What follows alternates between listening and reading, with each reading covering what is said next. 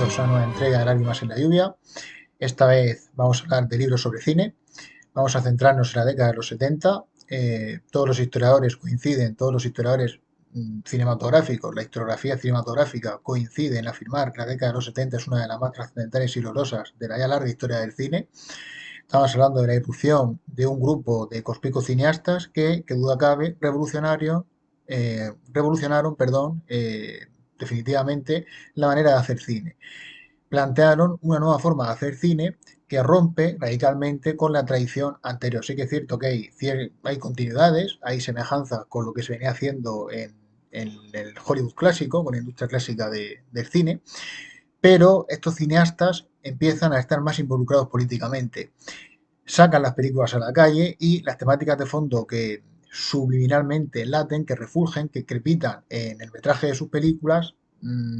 tienen más importancia política, social, filosófica que los films anteriores, que las películas anteriores, aunque estas, por supuesto, no están exentas también de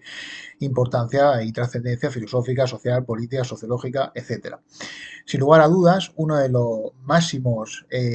escritores e historiadores cinematográficos que ha contribuido a incrementar el conocimiento de esta generación de cineastas, de la generación de los 70, fue Peter Biskind, con este célebre libro clásico entre los aficionados al cine,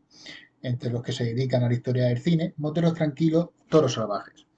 La generación que cambió Hollywood. ¿Por qué Moteros tranquilos, toros salvajes? Pues Peter Biskind hace referencia a dos películas icónicas de esta generación de cineastas, a Easy Rider de Dennis Hopper,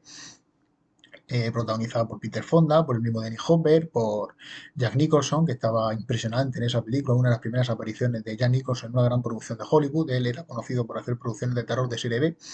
hasta ese momento, y Toro Salvaje por la película Raging Bull de Martin Scorsese, que a juicio de Peter Biskind puede servir de cierre icónico o alegórico de esta generación de cineastas, aunque también puede haber escogido otros ejemplos más significativos, a mi entender, como puede ser La Puerta del Cielo, Heaven's Gate de Michael Cimino, que fue la obra que culminó esta generación de cineastas y que provocó el colapso de la United Artists, el estudio fundado por Charles Chaplin, entre otros.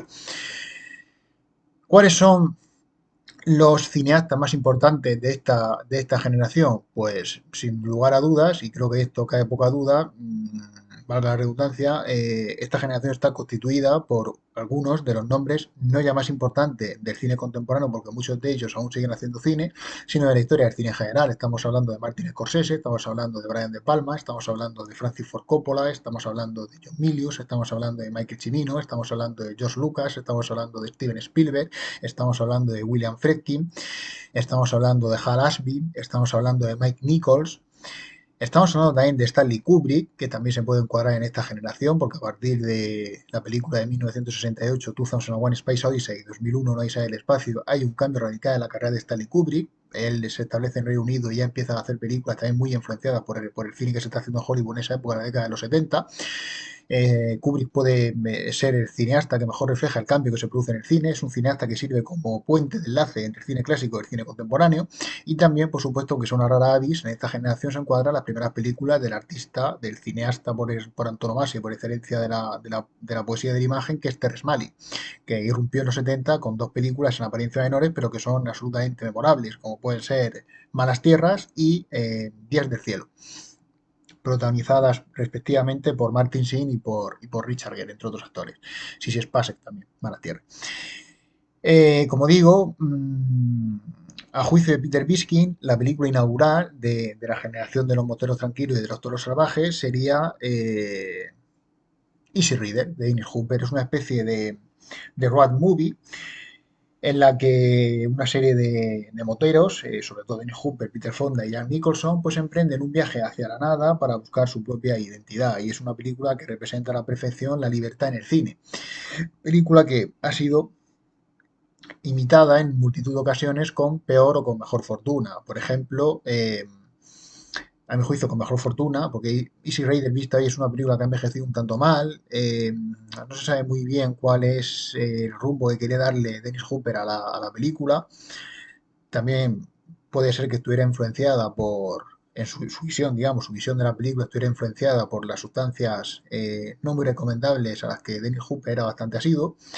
a las drogas, porque una constante de la generación de los moteros tranquilos y doctoros salvajes, como dice Peter Biskin en su libro, son las drogas, el sexo y el rock and roll, a excepción de Steven Spielberg, más mojigato, más moderado en cuanto a vicios, enteógenos se refiere, y sexuales se refiere, lo demás pues era una generación de hábitos poco saludables, por decirlo de manera amable. Y como digo, esta película de Dennis Hooper está un poco enturbiada por esa visión pesimista del mundo, no se sabe muy bien qué camino quería coger, cuál es el mensaje de fondo de la película, y aunque sí que es cierto que refulge esa idea de la libertad plasmada en la gran pantalla, en el mundo real, la libertad en la multitud de ocasiones pues suele ser un espejismo, una quimera, algo inalcanzable, algo inasible, casi metafísico, que no existe en la realidad, pero en el cine sí que se puede plasmar, los grandes poetas lo logran. Y por ejemplo, esta idea de plasmar la libertad en la gran pantalla fue recogida por cineastas posteriores, a mi juicio con mejor fortuna que Dennis Hooper, como Francis Ford Coppola en Rumble Fish, La ley de la calle, la película con Mickey Rourke y Matt Dillon. Por ejemplo, más recientemente, en el año 2001, el cineasta mexicano Alfonso Cuarón y Tu mamá también. O por supuesto, como olvidar esa poesía, El amor juvenil, que recientemente filmó uno de los mejores cineastas de la actualidad hollywoodense, que es Paul Thomas Anderson, Licorice Pizza, con Alana Haim y con Cooper Hoffman, el hijo del tristemente desaparecido Philip Seymour Hoffman. Esta película, como digo, Easy Rider, tiene precedentes. No es que a partir de Easy Rider se inaugure una nueva forma de hacer cine, se abandonen los estudios y los cineastas salgan a la calle a filmar ahí sus películas. No, sino que esta manera de hacer cine ya se puede vislumbrar en películas anteriores, como por ejemplo los largometrajes de Sam Peckinpah. Ya está presente esta idea de la violencia descarnada, que va a ser una constante de todos los cineastas de la generación de los moteros tranquilos y de los toros salvajes, y por supuesto está presente en dos cintas de Arthur Penn que son emblemáticas en el surgimiento, en la erupción del nuevo Hollywood de los 70. Esas cintas son La jauría humana, con Marlon Brando y con Robert Redford, que simboliza esa idea hobbesiana de el hombre es un lobo para el hombre, y también una especie de ideal quimérico de la justicia, como hay una suerte de dicotomía entre lo que establece el derecho y lo que normalmente se entiende por justicia, como la justicia a veces no se encuadra bien en el derecho, y como a veces la sociedad necesita un mártir que se sacrifique en aras del bien común, que es una idea que también está muy presente en todos los cineastas clásicos, por ejemplo los westerns de John Ford, El hombre que mató a Liberty Balance, que también es un western crepuscular, un western moderno, que sirve como de aldabonazo para esta nueva generación de cineastas, que tiene a John Ford en un pedestal, tiene a John Ford en un altar. Esta idea del héroe, por ejemplo, en El hombre que mató a Liberty Balance, de Tom Doniphan, que se sacrifica para que pueda triunfar la historia de amor entre Ransom Stoddard y el personaje interpretado por Vera Miles. Esta idea del sacrificio, de la necesidad que la sociedad tiene de un héroe, de un mártir, para que pueda subsistir el bien común, está presente en todos los cineastas de la generación que Biskin calificó, como digo, moteros tranquilos, toros salvajes. Esta película de Arthur Penn, La jauría humana, de 1966, no recuerdo mal, con Marlon Brando y con Robert Redford como estrellas, pues ejemplifica de manera sublime, de manera maravillosa, de manera excelente, insuperable, esta idea del mártir. También una película fundamental en esta generación de los moteros tranquilos y de los toros salvajes es Bonnie and Clyde, esa película de los dos famosos ladronzuelos fascinerosos que iban pues saqueando una serie de bancos y de establecimientos comerciales por todo Estados Unidos y que llevaron de cabeza a las autoridades de turno. Que también, por cierto, recientemente John Lee Hancock hizo una especie de historia encubierta de Bonnie and Clyde que se llama Emboscada Final. El director de Un sueño posible, la película por la que Sandra Bullock obtuvo su más que merecido Oscar a Mejor Actriz. Protagonizada en la película de John Lee Hancock por Kevin Costner y Woody Harrelson. Eran los actores que protagonizaban esa película. Pero en fin, la película inaugural a la que yo me refiero es Bonnie and Clyde, también de Arthur Penn, que es una película que es muy famosa por la escena del tiroteo final, que fue emulada por Francis Ford Coppola cuando tirotean a Sonia, el personaje de Jimmy Camp, en El Padrino, parte 1, el asesinato de Sonny Corleone.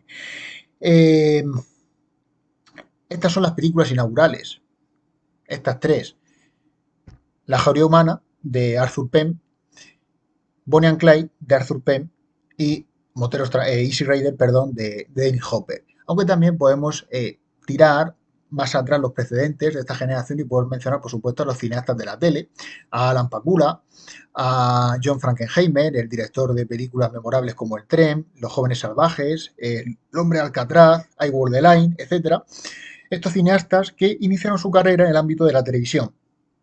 y que dieron el salto posteriormente a la gran pantalla, a la gran industria hollywoodense. Otro rasgo que caracteriza a la generación, como digo, que Peter Biskind retrata de manera excelsa en su libro, son los estudios universitarios. Estos cineastas son la primera generación que tiene formación universitaria cinematográfica, han estudiado cine en la escuela de cine y por lo tanto son graduados universitarios. Y de ahí que también Peter Biskind califica a esta generación como la generación de cineastas universitarios, los Scorsese, los Coppola, Spielberg, aunque Spielberg nunca terminó la carrera. Luego sí la acabó y presentó como proyecto final, por cierto, la lista de Schindler, vaya proyecto final de fin de carrera. Y como digo, pues estos cineastas tienen como ese rasgo compartido el hecho de que todos ellos fueron universitarios, Brian De Palma también, y por eso algunos discuten que Peter Biskind etiquetara a esta generación como de los moteros tranquilos, todos los salvajes, como el nuevo Hollywood, porque consideran, con acierto a mi entender, que hay numerosas diferencias entre ellos, pero hay que recordar que las etiquetas pues son lo que son, que normalmente simplifican el asunto, simplifican la realidad, pero sí que es cierto que tienen operatividad, al igual que, por ejemplo, la división de las edades históricas que hizo Christopher Ferrarius, edad antigua, edad media, edad moderna, edad contemporánea, pues no se corresponde con la realidad. Por ejemplo, en 1492, pues no había un hombre con una campana diciendo aquí hemos terminado la edad media y ahora empieza la edad moderna, o con la invención de la imprenta por parte de Gutenberg en 1453 con la media de Constantinopla. No, las etiquetas son lo que son. No es que a partir de Bonnie and Clyde, por ejemplo, o de Easy Rider, suene una campana y ya se destruya todo el Hollywood clásico y se inaugure el nuevo Hollywood. No, sino que esta etiqueta de Peter Biskind, como todas las etiquetas, tiene un cierto aire generacional. Y a pesar de las disimilitudes que hay entre estos cineastas, hay una serie de características que permiten cuadrarlo dentro de una generación común. Como por ejemplo, es también el título de La generación perdida, que puso Stein a todos los novelistas de la generación estadounidense, a Ernest Hemingway, a Nabokov también se puede meter aquí incluso, a Faulkner, etcétera, a todos estos eximios literatos estadounidenses de los albores del siglo XX, la generación perdida por la Guerra Mundial, también por la Segunda Guerra Mundial, por el periodo de entreguerras, etcétera, pues no todos ellos comparten las mismas características, ellos no se parecen en nada, pero comparten, como digo, ser parte, pues eso, de una generación que, que, que aborda su presente en marcha desde puntos de vista más o menos similares, al igual que los literatos de la generación del 98 española, tan solo tienen en común pues la preocupación por el problema de España, el desastre de la pérdida del imperio en 1898 de Cuba y Filipinas, la generación de Unamuno, Baroja, Valle Inclán, etcétera. Todos estos términos generacionales pues son algo aleatorio que los historiadores utilizan, ¿no?, con objeto de simplificar y de hacer más entendible la realidad, de hacerla más inteligible, como diría Julián Marías. Y el título del libro de Peter Biskind pues tiene también ese objetivo, simplificar la realidad para hacerla pues más asequible al gran público, encuadrar a todos estos cineastas bajo esa etiqueta para así facilitar su estudio. Sin duda alguna, estoy de acuerdo con multitud de críticos de cine que afirman que la generación de nuevo Hollywood, la generación de los 70, los dos cineastas más importantes son Martin Scorsese y Francis Ford Coppola. No solo porque Scorsese, sobre todo, porque ha tenido una carrera más larga, porque es quizá el cineasta de esta generación más regular de todos, el que con más asiduidad ha ido haciendo películas, ha ido filmando películas de indudable enjundia, de indudable trascendencia cinematográfica, porque sin ir más lejos, en el pasado 2023 hizo Killers of the Flower Moon, Los Asesinos de la Luna. Estamos hablando de un cineasta octogenario que ya tiene 80 años y que aún es capaz de hacer películas con este vigor, con esta fuerza y con esta garra. Por eso yo creo que todo el mundo estará de acuerdo conmigo en que Scorsese es uno de los cineastas no más importantes ya de esta generación, de los moteros tranquilos, de los toros salvajes, sino más importantes de la historia del cine. Y también el otro nombre que es imposible obviar es Francis Ford Coppola. Sí que es cierto que Coppola, a partir de los 90, tiene una carrera más irregular, a partir del estreno en 1992 de Bram Stoker's Drácula, la adaptación de Bram Stoker, que le reviste de ese aura romántico del cual estaba exento la novela de Bram Stoker, es el que ha tenido una carrera más irregular, pero quizá es el cineasta más sublime de todos porque es el que tiene en su haber, el que tiene en su zurrón mayor cantidad de obras maestras indubitables, incuestionables, como puede ser la trilogía del Padrino, Padrino 1 de 1972, El Padrino 2 de 1973 y El Padrino 3 de 1990, Apocalypse Now de 1979 y Drácula Bram Stoker de 1992. Estas cinco películas, y también La Conversación, incluso del mismo año 1974, que puede ser una reflexión metacinematográfica en la estela de las grandes películas que han reflexionado sobre el oficio del director, como puede ser El fotógrafo del pánico de Michael Powell, o puede ser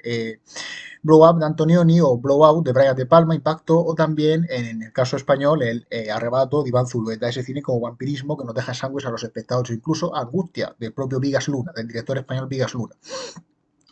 Por eso Coppola, con estas películas, con la trilogía del Padrino, que se puede calificar, como muchos hacen, como la trilogía de la mafia definitiva, con Apocalypse Now, que sin duda, junto con la del Gala Roja, me atrevería a decir yo, de Terrence Malick, constituyen el dúo de películas bélicas definitivas. No se ha ido, el cine no ha ido más lejos a la hora de denunciar de manera sí, de denunciar de manera implacable y furibunda la guerra. No ha ido más lejos que llegaron Coppola y Terrence Malick con sus respectivas películas de 1979 y de 1998 respectivamente, y también Coppola tiene en su haber el mérito de haber, valga la redundancia, filmado la película, a mi juicio, definitiva del género fantástico, una de las películas más trascendentales de los 90 como es Drácula Bram Stoker, porque todas las películas que se hacen hoy, actualmente, todas las incursiones que Hollywood y que otras industrias cinematográficas hacen en el género fantástico están influenciadas sin que ellos lo sepan o sabiéndolo, es decir, consciente o inconscientemente y directamente de la obra maestra de Francis Ford Coppola en 1992. El género fantástico, ese aura tenebrosa, mágica, al mismo tiempo, entrañable, mística, críptica, enigmática que le otorgó Coppola a su película, está presente en todas las películas fantásticas que actualmente se están realizando. Y por eso, pues es un debate muy interesante entre estos dos titanes, dilucidar cuál es el más importante en la historia del cine, Francis Ford Coppola o Martin Scorsese. Pues no lo sé, sinceramente, ambos son cineastas imprescindibles que inician aquí su carrera en la década de los 70, porque ya hemos mencionado las películas de Coppola de los 70, Los dos padrinos, La conversación de Apocalypse Now, pero es que Martin Scorsese, muy influenciado también por su maestro, John Cassavetes, el director de Opening Night, de Gloria, de Achilles Whiting, de Faces, de Una mujer bajo la influencia, etcétera, era muy amigo de Martin Scorsese y el estilo frenético, trepidante, barrio bajero, que tiene las primeras películas de Scorsese de la mafia, están muy influenciadas por John Cassavetes, porque Cassavetes le dijo a Scorsese directamente, deja de contar historias que no te interesen y cuéntanos tus problemas reales, las obsesiones que tú tengas. Y ahí ya irrumpen los temas trascendentales de la filmografía de Scorsese. El dinero, el poder, la ambición, la sangre y sobre todo la mafia, los cimientos a su juicio de la civilización contemporánea estadounidense, de la nación estadounidense. Y eso ya se ve en las películas que filma en los 70 como Mean Streets, Va a las calles, Taxi Driver en 1976 y por qué no decirlo también el musical New York, New York con Licha Minnelli y Robert De Niro del año 1990 y 1977, que es una película muy infravalorada de Scorsese, pero creo que es uno de los musicales más importantes de la historia del cine. Quizás junto con Corazonada, o no más importante, sino más innovador formalmente, más atrevido temáticamente y también pues más audaz desde el punto de vista cinematográfico, que es New York, junto con One from Her, Corazonada, del mismo Francis Ford Coppola, o también el musical de Bob Fosse, hoy algo olvidado por desgracia, que es All That Jazz, que se puede interpretar como una especie de descenso a los infiernos del propio Fosse, que es una especie de alegoría del oficio del director cinematográfico, de lo que tiene que hacer un director pues para filmar una película, cuáles son las situaciones rocambolescas en las que el director se tiene que enfrentar para poder filmar una obra maestra, porque eso es al final lo que está ejemplificando el musical de Bob Fosse, All That Jazz, a través de su protagonista, Roy Scheider, es la idea del genio artístico kantiano, de cómo el director, pues a veces se tiene que revestir, se tiene que convertir en prácticamente un genio creador para poder verdaderamente filmar una obra maestra definitiva del cine. Y por eso All That Jazz pues, también funciona, además de como un musical extraordinario, como reflexión metacinematográfica sobre el propio oficio del director. Como todas las grandes películas del cine, de hecho me atrevería a decir yo,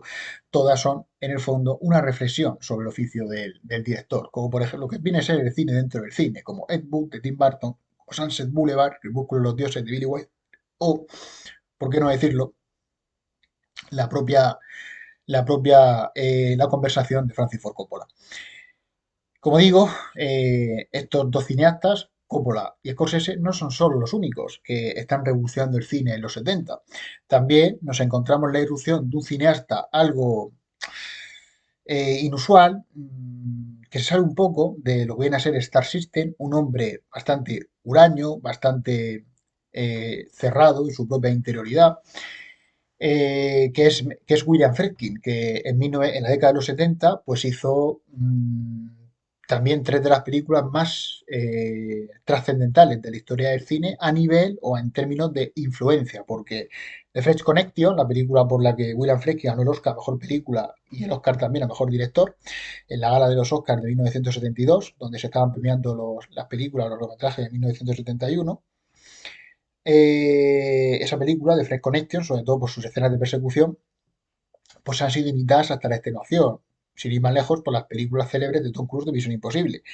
El exorcista de William Friedkin de 1973, esa película que nos narraba la odisea de una madre interpretada por Ellen Burstyn que tiene que hacer frente a la posesión demoníaca de su hija Regan, interpretada por Linda Blair, pues también ha sido imitada hasta la extenuación en el cine de terror. De hecho,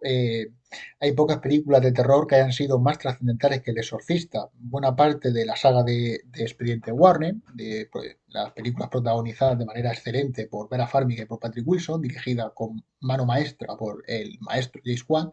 el maestro del terror contemporáneo, pues beben directamente del Exorcista de William Friedkin. Y la otra película también trascendental de Friedkin en los 70 es de 1977, que es el remake que él hizo del Salario del Miedo, la película de Henry Georges Clouzot, del director francés, y que el título es Sorcerer, en inglés, que quería contar con un reparto estelar, pero que al final, por una serie de desavenencias con el estudio, porque se fue de presupuesto y con los propios actores, pues al final se tuvo que conformar con actores de segundo nivel, de segundo ámbito, como puede ser Roy Scheider,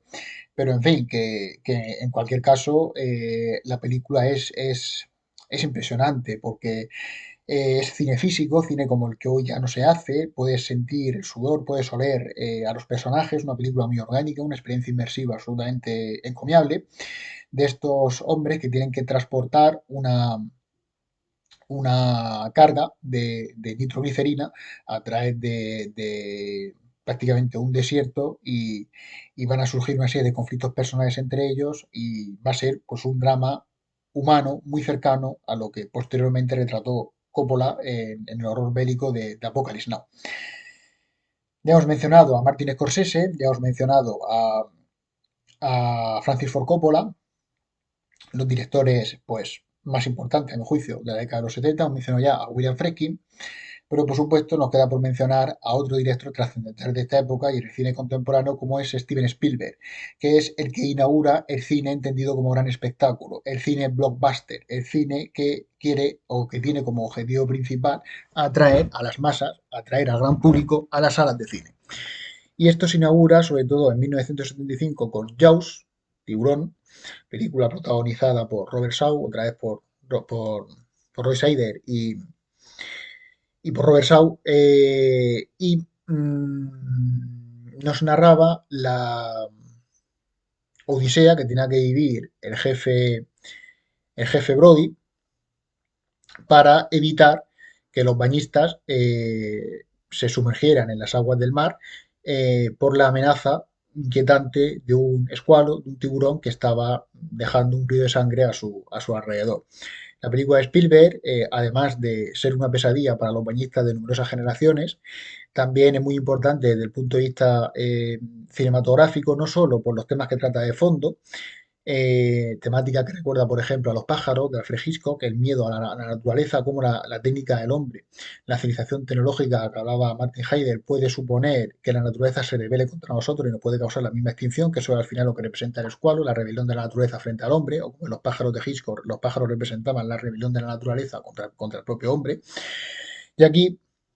no solo por eso es importante la película, sino también porque en una época en la que el capitalismo estaba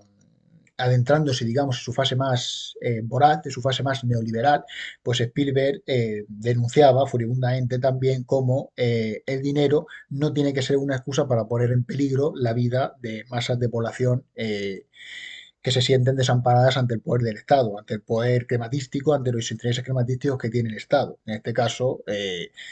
lo que quería el alcalde era lucrarse económicamente y lo que quería el jefe Brody, el jefe de policía, pues era simplemente evitar una masacre en las playas. Y esta película, como digo, también es muy importante desde el punto de vista cinematográfico, desde el punto de vista de la historia del cine, porque inaugura el fenómeno blockbuster, como grandes masas de gente que no tienen por qué ser cinéfilas, pues se sienten atraídas a acudir a una sala de cine para disfrutar de un gran espectáculo, el cine entendido como arte total. Pues se inicia precisamente aquí con Tiburón, en la década de los 70, en 1975. Película que, por cierto, tuvo muchísimos problemas de rodaje, muchas anécdotas sobre el rodaje de Tiburón, En primer lugar, la principal es que el propio tiburón, el bicho, no le funcionaba a Steven Spielberg, era un robot y se veía muy artificial. Se rompió en varias ocasiones, tuvieron que cambiarlo y por eso Spielberg, una decisión muy sabia, tomó la audaz medida de no mostrar prácticamente al tiburón, salvo en el tercio final de la película. Y por lo tanto, como gran maestro del suspense que es Spielberg, como gran heredero que es del otro maestro de suspense que es Alfred Hitchcock, sabía perfectamente que en el cine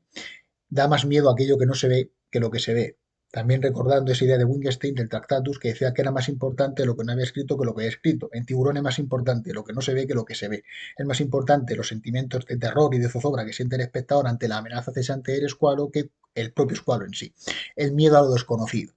Y esto lo introduce perfectamente Steven Spielberg, como digo, recordando esa idea de films célebres anteriores como Los pájaros, de Bert, de Alfred Hitchcock o incluso la película de Don Siegel, La invasión de los ladrones de cuerpos, que era también una alegoría perfecta de los peligros del macarcismo, de la caza de brujas que estaba asolando por aquel entonces el país norteamericano. La otra película, o la otra saga de películas, mejor dicho, que inaugura este fenómeno del blockbuster, sucede 2 años después, con el advenimiento de la saga de la Guerra de la Galaxia, de George Lucas de 1977, con el episodio 4, el episodio 5 y el episodio 6, que es la trilogía original. Y estas películas, además de inaugurar una saga que le ha proporcionado a George Lucas un indudable rédito económico, pues también inauguran, como digo, ese cine como gran espectáculo, como cine de entretenimiento, como cine evasivo, llámenlo como quieran, pero que sí que es cierto que en multitud de ocasiones pues ha salvado la propia industria. Porque si no fuera por estas películas mega taquilleras, pues no habría dinero en Hollywood para poder seguir haciendo películas, que es un poco la función que sigue ocupando el blockbuster actual, como por ejemplo vimos con Top Gun Maverick o como hemos visto recientemente con Dune parte 2, la adaptación de Denis Villeneuve de la novela de Frank Herbert, de ciencia ficción. Dune. Hemos mencionado ya a Martin Scorsese, hemos mencionado ya a Francis Ford Coppola, hemos mencionado a William Friedkin, hemos mencionado a Steven Spielberg y hemos mencionado ya también a, a George Lucas, los cineastas más importantes de esta generación de los tranquilos y de los toros salvajes. Ahora bien, ¿quiere esto decir que son los únicos cineastas? No, ni muchísimo menos, porque hay dos cineastas en concreto de esta generación que retrata Peter Birkin en su libro, que se salen un poco del show business, por denominarlo de alguna manera, que se salen un poco de lo que viene a ser la normalidad dentro de la industria hollywoodense, que son Stanley Kubrick, por un lado, que se establece en Reino Unido, después, si no recuerdo mal, de rodaje de Teléfono Rojo, Volamos hacia Moscú, de Doctor Strangelove. Él ya no viajó más a Estados Unidos, siempre vivía allí con ese aire huraño, de personaje difícil, genial, de mente procelosa y tumultuosa que tenía Stanley Kubrick. Se encerró en su castillo de Londres y pocas veces más salió de allí. Y también otro cineasta místico, enigmático, con muy pocas apariciones en público, que es Terrence Malick. Stanley Kubrick, en 1968 con 2001, Space Odyssey, hizo quizá la película de ciencia ficción definitiva.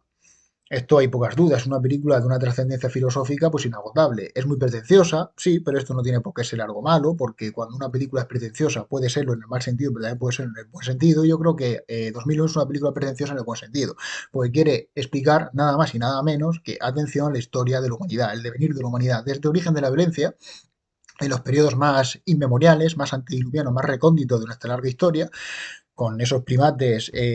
matándose entre ellos por el monopolio del poder, por el monopolio de la violencia, como diría Max Weber, el sociólogo alemán, y lanzando una erisis tremenda con ese hueso que se escapa en el aire y cambiando plano hacia una nave espacial.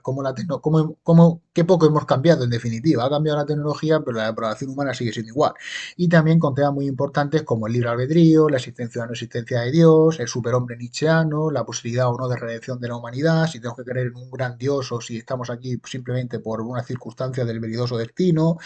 En fin, es inagotable los temas de 2001 y del espacio. Película que, como digo, supone un antes y un después en la carrera de Stanley Kubrick y que supone también enlazar con este cine de grandes efectos especiales que empiezan a hacer Hollywood con esta generación de los moteros tranquilos de los toros salvajes. Sin 2001, sin la Guerra de las Galaxias, películas tan trascendentales como la Guerra de las Galaxias no existiría y, por supuesto, tampoco existiría Blade Runner de Ridley Scott o tampoco, por ejemplo, Dune. 2001 es la película trascendental de cine de ciencia ficción porque cambia la estética, cambia la manera de hacer ciencia ficción, le da prestigio al género. Era un género muy vilipendiado, muy maltratado por la industria y Stanley Kubrick lo convirtió en un género respetuoso, en un género a tener en cuenta a la hora de los premios y a la hora sobre todo de valorar las películas, porque era un género maltratado tanto por la crítica como por el público. Y Kubrick le otorga prestigio con 2001 y eso es un objetivo pues muy admirable. Pero Stanley Kubrick, como digo, en esta película sirve de bisagra su obra. Él venía a hacer películas como Espartaco, películas como Lolita, adaptando a Vladimir Nabokov, y películas como Teléfono Rojo, Volamos hacia Moscú, Doctor Strangelove, esa sátira mordaz, que por cierto hoy en día tiene muchísima actualidad sobre ese Peter Sellers dividido en una especie de trinidad de personajes que tienen su poder destruir la destrucción de la humanidad, el Prometeo americano. Que el hombre le ha robado el fuego a los dioses y ahora tiene el poder de su propia autodestrucción. Esa es la sátira de la Guerra Fría que hizo Kubrick, pero que en la actualidad, con los conflictos que nos atenazan actualmente, pues tiene muchísimo vigor. Es una película que ha envejecido muy bien, a mi entender, pero con 2001 como digo cambia de estilo. Y entonces se ve que a los 70 pues hace tres películas que son trascendentales en el cine. Me estoy refiriendo a Clockwork Orange, La Naranja Mecánica, la adaptación del célebre relato de ciencia ficción escrito por Anthony Burgess, en la que nos narraba las peripecias de los drugos comandados por Alex Delars, un excepcional, hipnótico y majestuoso Malcolm McDowell, una película de una estética futurista, distópica, donde se pervierte, digamos, la pureza original prístina del color blanco y lo convierte en algo sucio, donde se pervierte la pureza y la excelsitud, la cualidad de lo excelso de la música de Beethoven, de la nueva sinfonía, para convertirlo en algo feo, horroroso y macabro, y donde en definitiva Stanley Kubrick nos lanza la pregunta prácticamente irresoluble de si el Estado tiene legitimidad para encerrar a un loco en un manicomio o si en cambio el hecho de encerrarlo, como ya planteaba Foucault, el hecho de encerrar a alguien en un psiquiatra, en una institución penitenciaria, más que curarlo, entre comillas, lo pervierte aún más y lo convierte en un ser aún más depravado. Como la violencia está inserta tanto en los aparentemente buenos como en los aparentemente malos que viven en la sociedad contemporánea. Esto es lo que Kubrick nos plantea al final en A Clockwork Orange, en La Naranja Mecánica. Luego, en 1975, hace la película histórica definitiva, que es Barry Lyndon, una película de una belleza sin parangón, sin par. Yo no he visto una película tan bella y ni creo que vaya a haber una película tan bella en mi vida. Todos los fotogramas son cuadros en movimiento. Stanley Kubrick, que tenía una obsesión por el perfeccionismo muy conocida, eh, esa, esa, esa obsesión suya siempre por ser el mejor en todo, por ser artista total. Él controla todos los apartados técnicos de sus películas, desde la fotografía, la música, el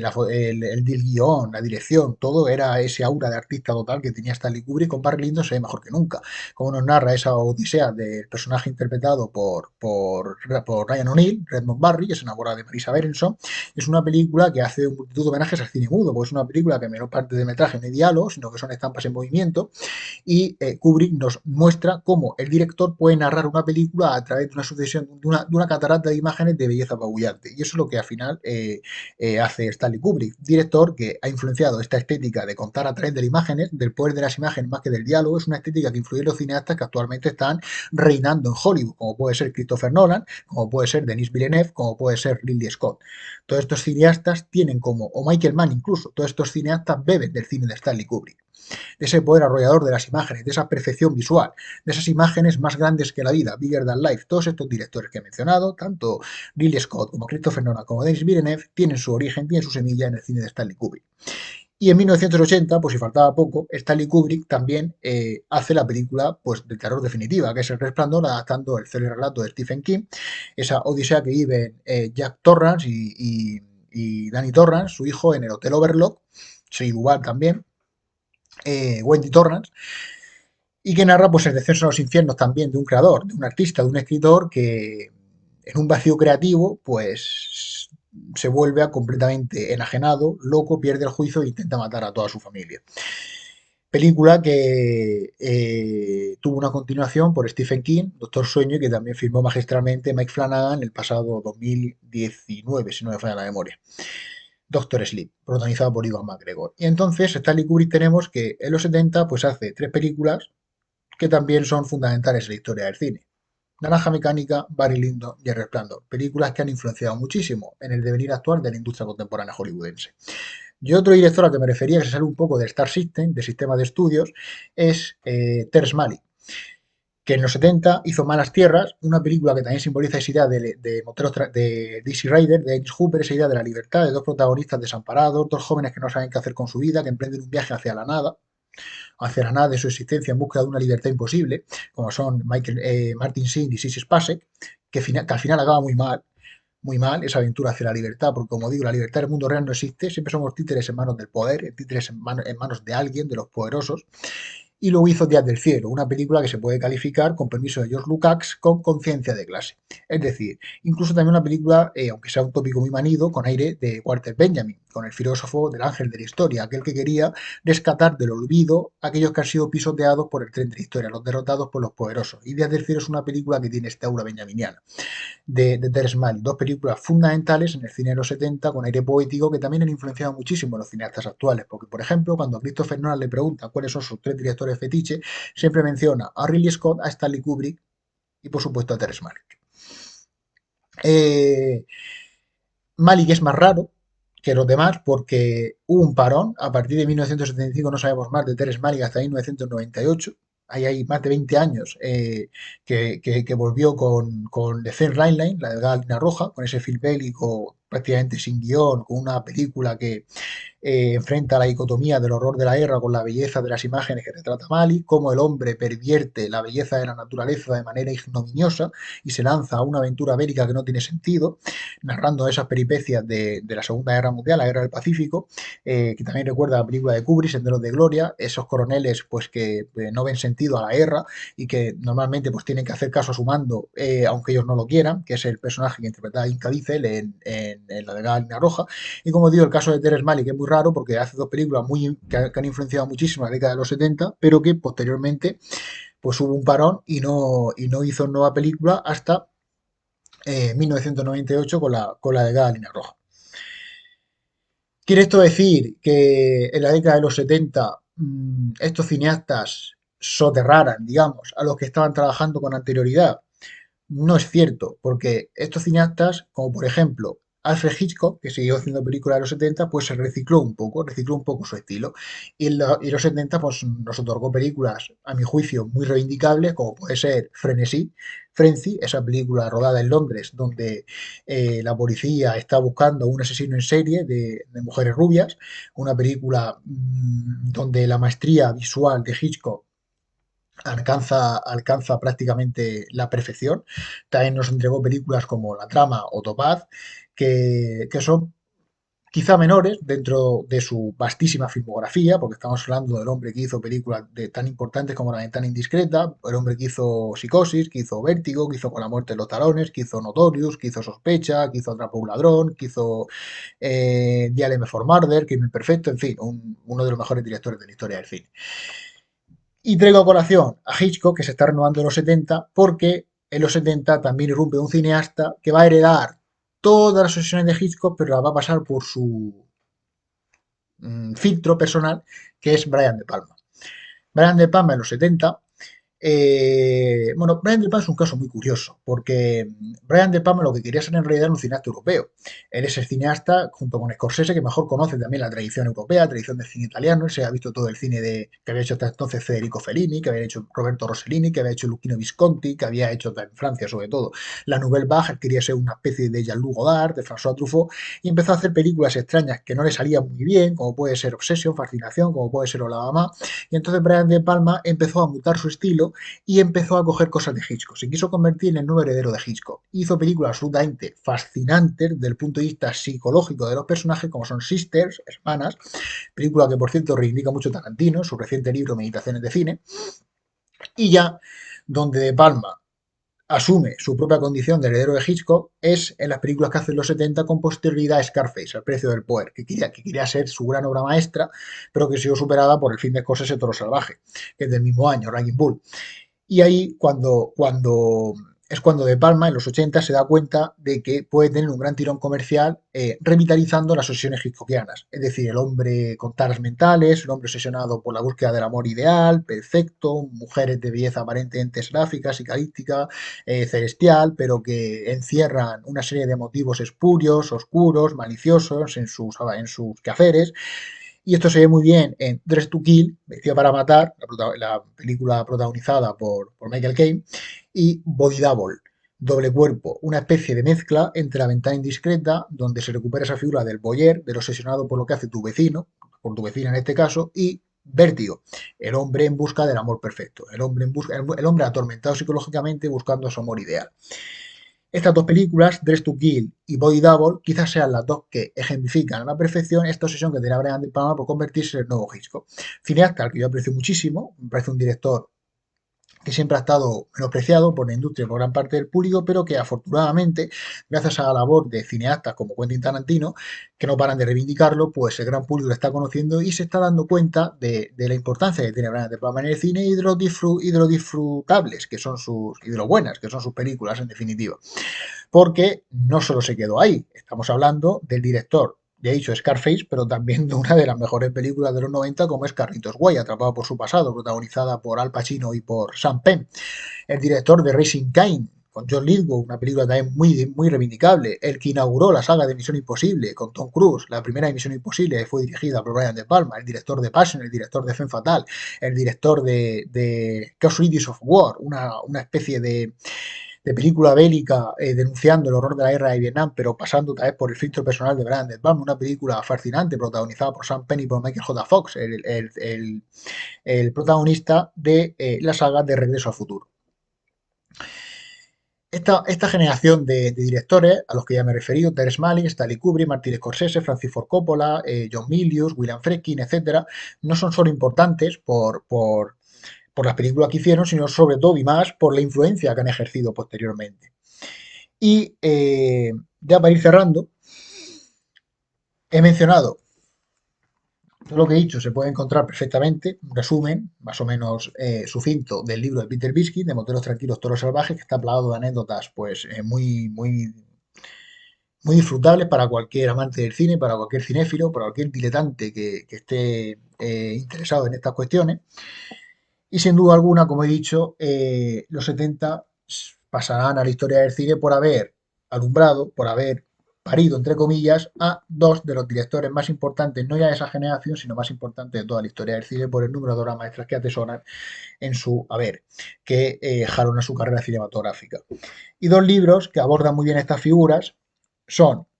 el que hizo Fernández Valentí y Martin Scorsese. Martin Scorsese, un infiltrado en Hollywood, recordando el título de su película Infiltrado, la que ganó el Oscar en 2007, si no recuerdo mal. Es un libro en el que se hace un recorrido por toda la carrera de Martin Scorsese, entrecruzando su biografía personal con las propias obsesiones que cristalizan toda su obra. Y también un libro que aborda muy bien la figura y el cine de Martin Scorsese es este estudio que hizo Cepeda,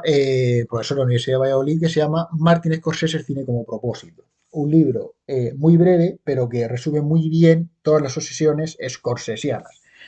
Porque ya he dicho que las películas de Scorsese no solo se ciñen a la época de los 70, Taxi Driver, Malas Calles, Toro Salvaje, New York, sino que estamos hablando del director que adaptó a Nico Kazazakis, La última tentación de Cristo, una de las películas religiosas más polémicas de la historia, junto con El Evangelio según San Mateo de Pier Pasolini, o La Pasión de Cristo de Mel Gibson. Estamos hablando del director que revolucionó el género gasteril, el género de mafia, inspirándose en El Padrino de su amigo Francis Ford Coppola, pero dando la vuelta al revés, planteando otra cosa diferente, donde Coppola era más pausado, más lento, más plumbe, Scorsese todo trepidación, todo ritmo, todo sexo, drogas y rock and roll, como es Goodfellas, uno de los nuestros, protagonizada por Ray Liotta, como olvidar ese plano secuencia del Copacabana, o Casino, la protagonizada por Robert De Niro, por Joe Pesci, por una mujer, una actriz descomunal, que es Sharon Stone, que se hizo con el Oscar, si no recuerdo mal, por su interpretación en Casino, después de haber arrasado en taquilla por Basic Instinct, la peli de Paul Verhoeven con Michael Douglas. Y estamos hablando del director que en los 2000 pues, se ha reinventado a sí mismo con citas tan importantes como Gas of New York, que puede ser como una especie de Apocalypse Now de Martin Scorsese, como El Aviador, protagonizada ya por su estrella, por Leo DiCaprio, o Infiltrado, Shutter Island, Silencio, El Lobo de Wall Street, The Irishman o Killers All the Flower Moon, incluso una película que normalmente no se menciona, pero que a mí me gusta mucho, de Scorsese, que es un sincero homenaje a los orígenes del cine, al padre del cine del género fantástico, que es Georges Méliès, que es Hugo, la invención de Hugo, una película muy entrañable, muy tierna, muy cálida, dirigida por el maestro Scorsese. Esto en cuanto a Scorsese. Y en cuanto al otro director más trascendental de esta época, el cine americano, pues sin duda me estoy refiriendo a Francis Ford Coppola. Y este libro de Peter Cowie es un acercamiento pues muy asequible, de muy fácil lectura, lectura muy amena, pero también muy profunda, porque se mete en temas complejos de todas las obsesiones de Francis Ford Coppola, como puede ser el tiempo, porque Cowie tiene la tesis de que el tiempo es lo que la línea argumental, digamos, que puede servir de explicación de toda la filmografía de Coppola. Al final, ¿qué es El Padrino? Pues El Padrino es la historia de la decadencia de la familia Corleone. Coppola dice que en El Padrino está inspirado sobre todo por esa idea de la decadencia de una familia, como puede ser la novela de Thomas Mann, Los Badenbrock, que nos narra la decadencia de estos tres personajes, Thomas Badenbrock, de Christian Badenbrock y de Tony Badenbrock, a través de sus frustrados matrimonios con los Permaneder y los Permaneder, perdón, y los Grunlich. Esa idea de decadencia está presente en El Padrino y también está presente la idea de la decadencia del Imperio Romano, que se menciona, por cierto, en la saga del Padrino a través del personaje interpretado por Robert Duvall, de Tom Hagen. Dice que eran los Corleones una especie de imperio romano, porque Coppola está muy influenciado por esa visión de la decadencia de las civilizaciones, tanto de Spengler como de, sobre todo, de Edward Gibbon, con su historia de la decadencia y caída del imperio romano. Y de hecho, el Padrino se iba a llamar así, historia de la decadencia y caída de la familia Corleone. Lo que pasa es que por motivos comerciales y por desacuerdos con Mario Puzo, el autor de la novela, finalmente se terminó denominando The Godfather, el padrino. Pero no solo por eso Coppola está obsesionado por el tiempo, sino también se puede ver muy bien en Peggy Sue se casó, con ese viaje en el tiempo hacia atrás, se puede ver muy bien en Jackie, con ese Robin Williams